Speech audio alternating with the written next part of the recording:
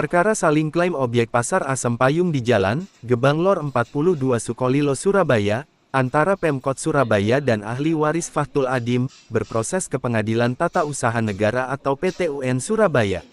Dalam gugatan di Pengadilan PT-UN berlangsung, Kamis tanggal 11 Desember tahun 2025, dengan agenda mendengar keterangan ahli di bidang pertanahan yaitu, Agus Sekarmaji dari Universitas Airlangga yang dihadirkan oleh tergugat intervensi yakni, Pemkot Surabaya. Di persidangan ahli banyak memberi gambaran terkait, tata cara dan syarat permohonan hak milik, hak guna bangunan dan hak pakai. Ahli juga membeberkan, tentang buku kretek, kerawangan, letter C maupun petop D hingga proses sertifikat hak milik. Pihak tergugat intervensi lebih menitik beratkan proses penyertifikatan ada yang menggunakan penguasaan dengan bukti tertulis serta meminta penjelasan ahli bagaimana sertifikat hak pakai di dalamnya, tertulis asalnya dari tanah negara atau tanah hak milik atau tanah yayasan. Apakah berkaitan dengan tanah negara bebas dan tanah negara tidak bebas?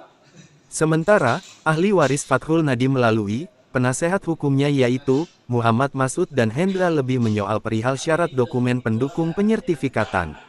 Masud membeberkan, beberapa syarat dokumen pendukung yakni, bukti pembayaran pajak, objek tidak dalam sengketa, penguasaan fisik. Masih menurut Masud, beberapa dokumen pendukung tadi yang tertuang dalam lampiran sebagaimana PP nomor 18 tahun 2021 belum dipaparkan ahli di persidangan. Masud menambahkan, proses penyertifikatan juga harus ada pelaksanaan ukur objek guna mengetahui batas dan diketahui perangkat desa lurah atau RT setempat. Kita menguasai fisik dan tidak ada pengukuran objek, terangnya. Sedangkan, penasehat hukum Hendra mengatakan, luasan sertifikat itu tidak sesuai dengan buku desa. Dari Pengadilan Tata Usaha Negara jurnalis Basudewa TV melaporkan. Terkait keterangan ahli Mas, menurut jenengan gimana ini Mas? Tadi dalam persidangan, tapi sempat saksi ahli mengatakan bahwa dalam PP nomor 18 tahun 2001 itu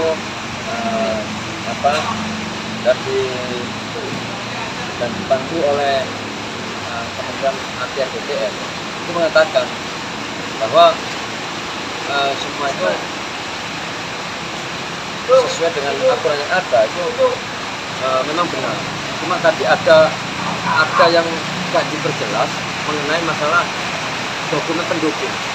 Karena di dalam aturan PT 28021 itu persyaratan umum untuk mengajukan sertifikat pakai baru. Artinya belum terjadi bentuk sertifikat apapun. Di situ ada yang nggak disebutkan. Bahkan tadi menanyakan. Nah, di situ ada dokumen pendukung.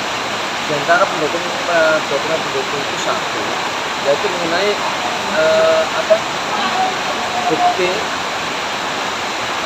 dia wajib bayar pajak. Itu nggak ada syarat-syarat seperti itu. Yang kedua, ini kita sampaikan intinya bahwa yang kedua itu tidak dalam keadaan sengketa. Nah itu nggak diuraikan di dalam isi PP 18 nomor 21. Yang ketiga, penguasaan fisik. Nah, penguasaan fisik yang dimaksud itu menguasai fisiknya. Baik itu kalau tadi mengatakan saksi ahli benar, yang menguasai itu biarpun siapa, tapi dia bangkit atau disuruh oleh pihak itu benar. Tapi dalam kenyataan ini isi bahasa dia penggugat. Jadi yang dimohonkan mengacu pada PP 1821 itu tidak ada yang satupun masuk di dalam dokumen dukungan. Terus yang kedua kita sampaikan juga nggak disebut masalah prosedur ya. Prosedur proses permohonan untuk hak pakai. Di antaranya permohonan itu harus mengacu pada di antaranya harus melaksanakan ukur, ya, melaksanakan ukur, yang mana ukur itu harus dilakukan di lokasi, tanpa adanya pengukuran, ya, tanpa adanya pengukuran di lokasi, maka itu tidak bisa dikatakan bahwa itu hasil ukuran, karena yang dimaksud oleh nomor 18 tahun 2001 itu mengatakan pengukuran secara fisik, artinya datang di lokasi.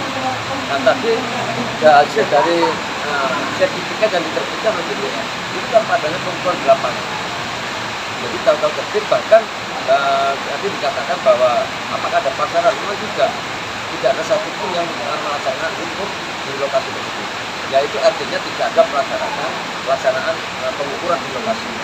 Itu yang diantaranya masalah terbitnya sertifikat. Nah, juga tadi kita singgung masalah adanya tulisan di situ menyangkut masalah buku desa ya begitu. Dia menunjukkan bahwa di situ mengacu pada tadi dijelaskan oleh saksi ahli bahwa itu hasil bisa juga hasil dari pelasiran.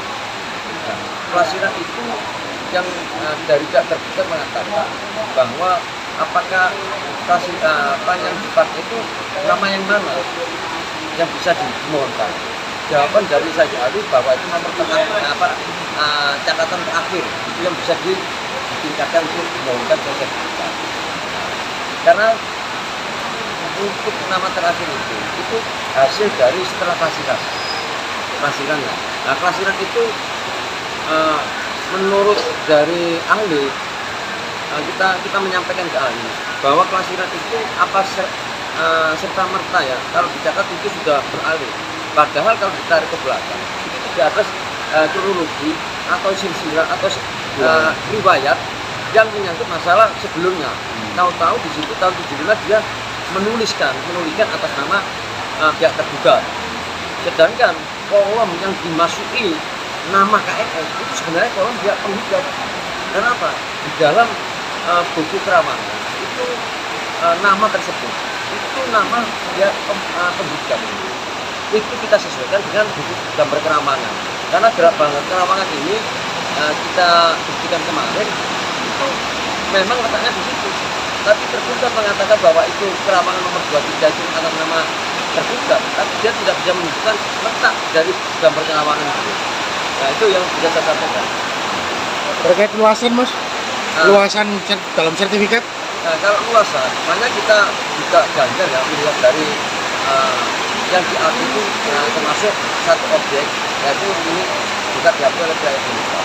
Sedangkan di dalam buku desa, ya, itu mengatakan bahwa persil 41 dari penggugat itu atas nama Romi Dahlan itu luasan itu 1.530.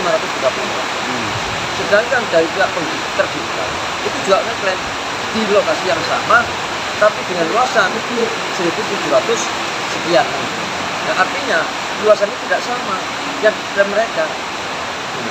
Kalau memang itu tadi dari ahli mengatakan itu bisa kurang lebih dalam persen.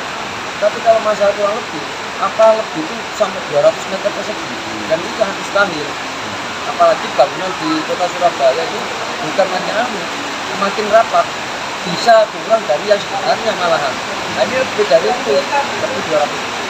Nah, terus kemarin kita juga di PS itu mengatakan, kita waktu pihak kelurahan itu pada saksi pembuktian itu juga buka buku desa bahwa persil 41 tidak ada, yang ada di persil 40. Padahal dalam gugatan kita juga 41. Dia juga menjawab dalam waktunya juga 41. Tapi kita penjelasan dari pihak kelurahan tidak ada 41, yang ada 40 dengan luasan 1,7 sekian. Jadi seperti itu. Dalam artian proses sertifikat itu di objek yang dimaksud apa pernah ada dilakukan pengukuran?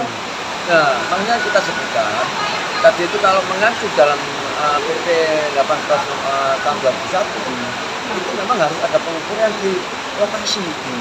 Tapi kenyataan yang ada sampai adanya terbit ya dengan lokasi itu tidak pernah melakukan ukur di lapangan. Buktinya apa?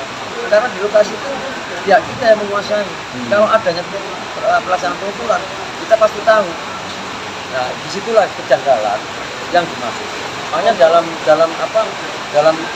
peraturan pemerintah itu sudah mengatakan bila mana dalam peraturan pemerintah ya, itu mengenai permohonan hak tidak dilakukan, maka disitulah harus dalam penerbitannya itu bisa dikatakan cacat hukum, bahkan keabsahannya diragukan dan itu bisa dibatalkan karena apa, tidak mengacu pada aturan mengacu pada PP 18 nomor tahun 2021 masalah apa yang dibantu oleh Kementerian ATR BPN seperti itu. Mas Hendro, ada yang ditambahkan? Saya mau mengatakan begini, tadi kan faktor dan kita beberapa kali kita selalu mengatakan bahwa luasan yang didapat dari sertifikat yang bersumber makanya dari tujuh desa itu tidak sesuai dengan terbitnya sertifikat. Karena apa? Sumbernya itu dari tujuh desa itu dengan persil yang diklaim oleh penggugat itu luasnya 1.520 sekian.